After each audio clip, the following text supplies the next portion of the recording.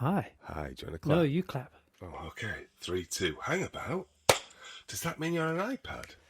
It does. I couldn't handle it. You couldn't handle the crackly... Well, it's clearly something about... there'll be some bug in the OS or something that's... this is, boring. So, would you like to know what my technical issue was? I'd love to know how your tech setup was having hiccups. Because I just didn't want to say I couldn't find my headphones. Which is technically a technical hiccup. It took you 10 minutes to find your headphones? Yeah. I'm really quite clumsy. Where were they? In a suitcase. Oh, from having travelled? No. From tidying up. I tidy up and then I put things where they shouldn't be. Ah, you know that it's a curse. Marie Kondo says that there should be a place for everything. I'll never be able to solve the insurmountable problem of, whatever, world messiness.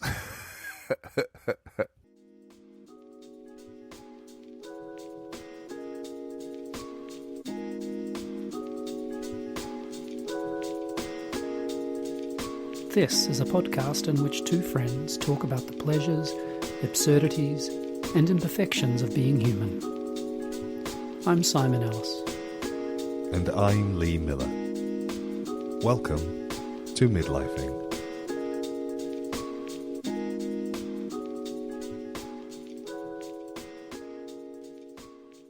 It's a thing about... not that I'm a perfectionist, but it's a thing about... Please see last week's episode for which box he checked. Hey, I heard from Corbatron, who's very happy to provide an anaesthetics referral, or referral to an anaesthetist. And he has no problem with me just like hacking away to see how it goes. I think he thinks it's probably worth it. But I did hear from a couple of other listeners who were unhappy about the idea of paying $19 for an Enneagram.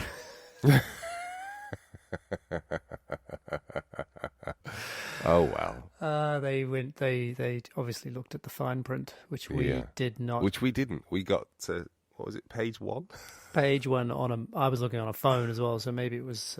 Does it? The only thing about, that when you're a little bit organised is it's very easy to think more organised is better. Right. And I think that's the point at which there's a point, I suspect, where you become, let's say, 99th percentile odd. Right, so people are out with you and you go, oh, don't worry, I can give you that. And then you go to a special pocket that has a special Ziploc bag. And inside that special Ziploc bag, there are 3 compartments. Exactly. And then okay. Exactly. Okay. And the look on their faces is... And they're like, actually, I don't need that chapstick. It's fine. I'll just exactly. I'll just let my lips go. I'm going to go to the vanilla one now. Here's the vanilla pocket. So and I'm always, because there's a point where I guess anything where you keep massaging a particular part of your personality, it's really I think the line between it being just a regular, or let's say first standard deviation aspect of a personality, for it to becoming a sort of third standard deviation means that I think those lines are very blurry. Like for example, if you're I don't know, if you're a little bit weird about open spaces, and then it's I think it's just easy to feed those things. Until the point where you can't step outside your house, or you can't drive on a freeway, or whatever, whatever the... Yeah. So, so you're aware that there's a certain level of organisation that you've got to sort of every now and then unsettle so that you don't become... Exactly. I have to unzip myself every now and again. Okay. Does this translate over to cleanliness? And by cleanliness, I don't mean your cleanliness, because we know that during the lockdown there were weeks on end where you didn't shower. So actually, I think I just answered my own question. It does not. I do not. So every now and again, I'll make my desk messy and proceed to work with a messy desk just to check that I can still do that. Okay. Wow. Okay. Wow. I'm glad that. I think that must have been page 7 of the Enneagram. I'm quite impressed by that. Which bit? All of it, because I just don't think I'm committed to any way of being in as thoughtful a way as you are. I just am, and I think that there's absolutely no suggestion here that is making me a better contributor to the human race. I think I might be worse. No. Well, that's not.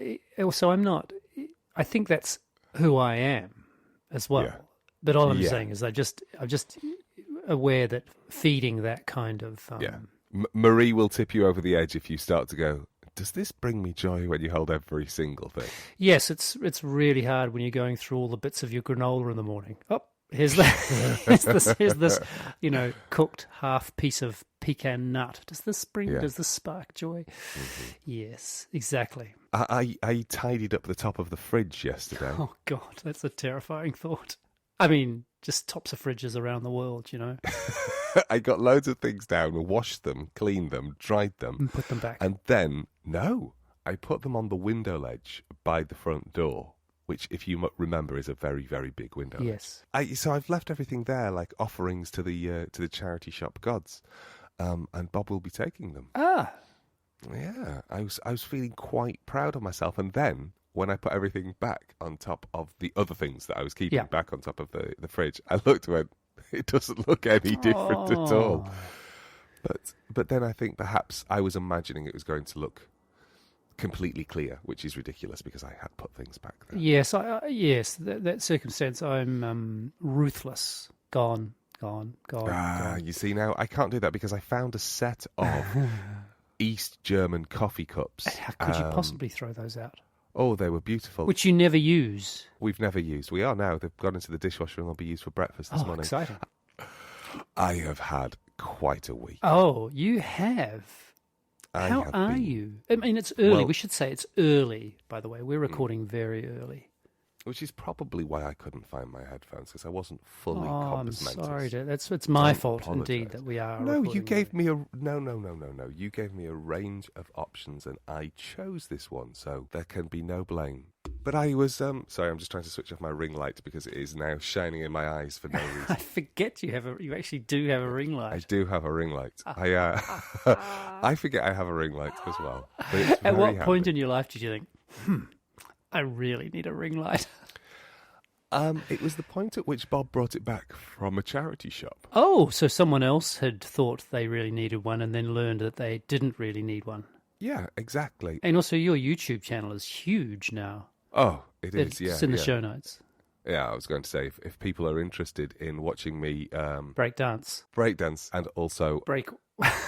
Breakwind. Come on, Simon. That's what you're going to say. Sorry. I don't pass gas.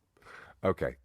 So, yeah, I've been poorly sick this week, and so bad, in fact, that I was unable to go to work, which is actually maybe not so bad in the current... I didn't mean as in I quite enjoyed not going to work. I meant in the current climate, we are advised not to go to work if we're a little bit sick, aren't we? Yes, and in fact, really, that should be just a rule generally. Yeah, I remember being surrounded by people. One particular year, every single person in the department had just rivers of snot coming out of them. At the beginning, well, actually, it was around about when we recorded last week. I started to feel a little bit, fuddle-headed, and by the end of the Saturday, I was. I had an appalling headache. I woke up on Sunday with a really bad cough and a temperature. And by Monday morning, I'd lost my sense of smell and my sense of taste. So I was coughing, elevated temperature, no smell or taste, and thinking, well, this is only going one way. So multiple lateral flow tests later, all of which were negative, I thought, well, these are clearly a bad batch. Nice. Very excellent TV show. If you've not watched it, please do. And so I booked myself for a PCR test, which was also negative. I was just laid low by an appalling cold. And are you feeling better now? You sound a little, a little huskier and sexier than normal. Yeah, that's it. I am a little huskier and sexier than normal, and if people understood why, it would be the least sexy thing in the world. Yes, but let's not ruin their dreams. Particularly our faithful there, listeners. matey. Yes, they're my hearties. Hi there. Was that a seagull I just heard in the background? Yes, I do live by the coast. Oh, that was great. It was really clear. That's probably because it's sitting on the roof. It's not. It's actually not sitting on my roof. It'll be sitting on Jill's roof. Jill has a seagull who talks to her. He doesn't talk to her. He comes into her kitchen and eats food. I'm sure I've mentioned Conrad. A seagull? A seagull. Wait, I've heard the dog going in to eat the cat food. Oh, yeah. Well, but no, I didn't know also, there's a total, it's there was a real yeah. menagerie. Is that the right word? That's correct. Yeah, menagerie, yeah. It's a seagull that she met when it was quite a young seagull, so a substantial number of years ago. Did you know seagulls, this is so boring, remain junior for 7 years? They don't become fully fledged adults until they are 7. Right. Have you ever seen a seagull walking around who has a little sort of grey patch on the back of her neck? I don't know how to answer that. Maybe. I realise that probably if you don't live in a place with seagulls, you're not paying that much attention. Well, we have foxes, but they're different. Yeah, I can't tell you about foxes because I don't have any of them nearby. But seagulls, when they have, they're grey when they are hatched, and then they keep this little grey patch until about 7 years old. And when they they're lose fully that? white, yeah, they're older than 7 when they're fully white, and they can live to 25. And it's very, wow, it's very obvious, this grey patch. Yeah, it's very obvious, and those are young-ish seagulls. And Jill met Conrad while he was young-ish, and he would come into her garden, and she would let him eat out of the recycling bin, and that eventually became a friendship where he wandered into the kitchen. Then he brought his girlfriend round one year. What's her name? I'm not sure she has a name. What? Or at least I can't remember. I'm sure she has. She hasn't been formally introduced. Perhaps. And then he brought round his child. No, this is... Yeah. He's brought the whole lot round. But mostly it's just Conrad who hangs out in the garden. Yeah. So Conrad obviously feels pretty safe. This is amazing because actually I was sort of shuffling through things that we might talk about, and I thought, let's talk about seagulls. It's an incredible coincidence, actually, that It really is. It is. I'm very happy that we got there organically, as the hippies might say. As they say. Yeah. So yes, you heard a seagull. There are many of them around. I don't find them to be bothersome or pest-like. I find them quite friendly and chatty. Well, and also social. Very social. Yes. Jeff has no truck with them. He won't mess with a seagull. He doesn't chase them. No. He finds them a bit too big. In fact, he's not really. He likes when birds flap. He gets a bit excited, but mostly he's uninterested in birds because I think for a while we had collared doves in our garden. Yes, I think you have mentioned most of the things I know about you now are in an episode of Midlife. Yeah, exactly. Yeah. Have you thought what might happen when we run out of things to talk about? I was thinking about that the other day because I asked myself a question while I was hoovering that I thought, oh. Did you ask yourself out loud? Oh, I could have done. I mean, I do talk to myself out loud a lot. Do you? Constantly. But I was hoovering. Yes. And I did find myself asking, I wonder if Simon considers himself to be ambitious. And then I thought, I wonder if we've had that conversation before. I'm sure it was on one of the... Wasn't it in one of the questions last week? I realised that either I don't pay attention when I'm editing these, or we haven't actually asked, are you ambitious? Let's just assume that faithful listeners will have forgotten and unfaithful listeners wouldn't have heard that episode. So what would you say? About you? Yeah. I think it's a complex response that I would have to try and craft to be able to answer a question that seemingly is as simple as, are you ambitious? Because it feels like a yes or no question. Because there's elements that I hear from your life that I think, gosh, he must have worked really, really hard in order to ensure that happened. I'm thinking here in relationship to your career. And I don't think you work hard if you don't want to achieve something. Hmm. Oh, is that an aeroplane? It is an aeroplane. Wow, it's so clear. Is it sitting on your roof? We've got one that the neighbours, that goes into the neighbour's house and they feed it. And it brought one of its baby 737s along as well. I couldn't believe it. The fucking racket next door.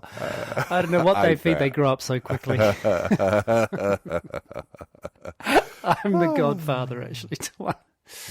Ambition is a... But yeah, from the outside, I would say that I think there is a level of ambition that drives you. I think perhaps particularly in relationship to all of the collaborations you've developed. But maybe that's not an ambition. Maybe that's just wanting to hang out with people. Yeah, it's funny. I've often thought that the reason I became an artist was to get to work with people, because I get to have these complex and difficult and beautiful and funny, opportunities to work with people. But I think I have to say was. Oh, right. And there's a line which is, I think I was, absolutely as a child. I was deeply ambitious, deeply driven, and I'm not sure the difference between those two words. That I wanted to be this, and I wanted to do this. No doubt about it. Yeah, so I don't know the difference between, being driven and being ambitious. It might be that they are precisely the same thing. And certainly in the early days, in the early years, I guess, of my of choreographing and dancing, yeah, highly ambitious, no question. And that I was prepared to, work very, very hard to get better and better and better. Yeah. But I don't feel that at all now. What I've retained is something about doing things well. Like I'd much rather do fewer things well. Mm-hmm. But so I don't know what drives the thing of doing them well, other than see previous episodes about perfectionism and perhaps earlier this. That leans into everything we've talked about so far today. Yeah, exactly. Yeah. So you're not interested in, let me ask a slightly different question. Is ambition connected to the external validation of others, or is it connected to achievement, do you think? I don't think I've ever been highly motivated by the validation of others. I've certainly been, as you would say, achievement-oriented, meaning that I wanted to achieve this, I wanted to achieve that. But I don't think it would be accurate for me that I've never been highly motivated by those kinds of what others might say. And yet, recognition, actually, I was having this conversation with an Italian, my teacher the other day, actually, about values, and one of the values I rated lowest was recognition. For you or in the world? Being like getting recognition for doing something. Mm-hmm. I don't know which one of those is, whether that's in the world or for me, or both. Right, okay. Yeah, so I was thinking, does that mean that you're uninterested in things like the Golden Globes because it's a nonsense? Yes. Right, so that would mean the world. I didn't mean you in the world. I was thinking about your perspective. Oh, I see. I see. No, I was thinking about. I think about me. I'm not driven by that. I'm not motivated by that. Okay. I mean, I do think things like the Golden Globes are a bit of a nonsense. Mm-hmm. Do you think Wimbledon is a nonsense? Well. Do you think the Australian Open is a nonsense? Well, it is at the moment, that's for sure. Well, yeah, it's it's being turned into a circus. He can't. It is a bit of a tricky one. Yeah. So in a way, I think you're asking is, what are you asking is an event in which the merits of people are determined, the merits of some aspect of a person are determined through competition. Which is a long-winded way of saying, are you asking me if I think competitions are good things? I guess I am asking you, are competitions a good thing? And also, where do they sit within the landscape of ambition? Because I guess they unlock things, don't they, that allow you to take another step. I remember in the late 80s when, which was it? Was it the 88 Olympics? which were in Korea, were Seoul. Los Angeles 84, 92 was Barcelona, 96. Yes, I'm pretty sure that's correct. And what was, I think, I just remember at the time a sociologist had done some kind of survey of Olympic athletes about the things they'd be prepared to do to get a medal at the Olympics. And the lengths were extraordinary, including, certainly robbery. Some talked about murder. My memory of it was just being shocked at the idea that a human being might think that an Olympic medal was worth all of those things. And so my point in saying that is just I think it's hard to fathom. Well, is it? Well, maybe that's a question for you. How hard is it for you to fathom the extraordinary things that people will do in the service of their ambitions? Yeah. And I think that's it's a really useful rejoinder to the overly simple question of, are you ambitious? Because I don't know if I am or if I'm not, but I think there are moments where I've seen it in other people and found myself going, oh, that's not who I thought you were. Huh. And I don't mean I didn't think you were ambitious. I mean, I didn't think you would do that to somebody. Yes. And I have found that on several occasions in life quite arresting. And then I've wondered to myself, have I done something similar? Who have you trodden on? Yeah.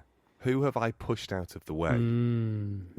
I think here it's about deliberately so in order to get what I want. And I know that. And I know I'm gonna open up a little box that's gonna make you roll your eyes audibly. I'm just getting them warmed up. Yeah. I know that I have benefited from white mailto.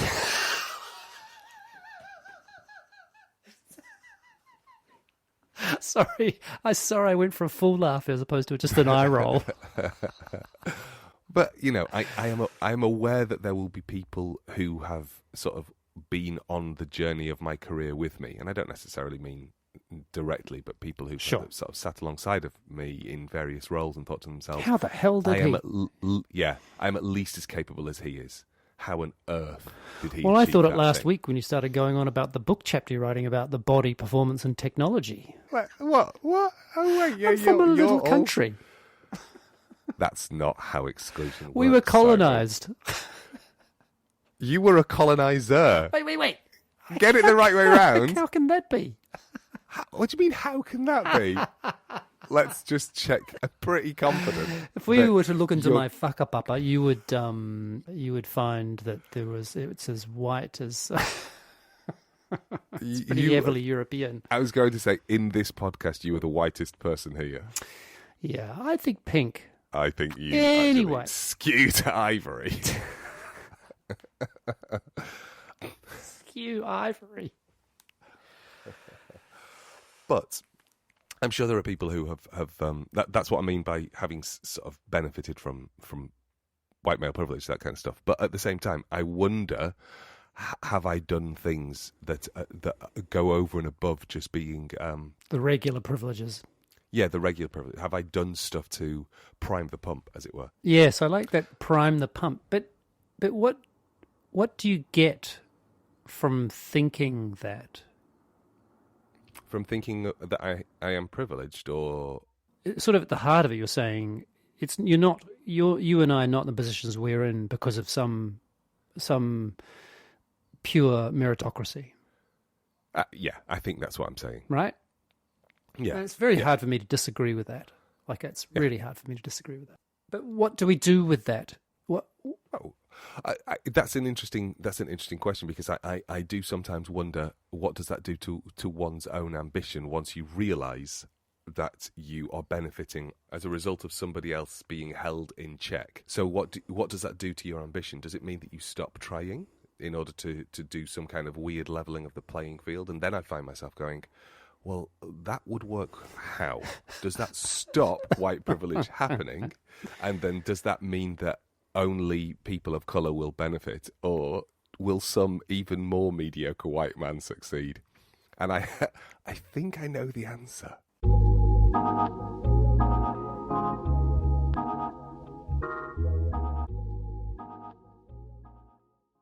feel like now that I've gone back to my iPad setup, that it's like flying without a safety net. Yeah, I'm anxious. I keep checking. Is it going okay? Just relax into it. Relax into the anxiety. Yeah. Okay.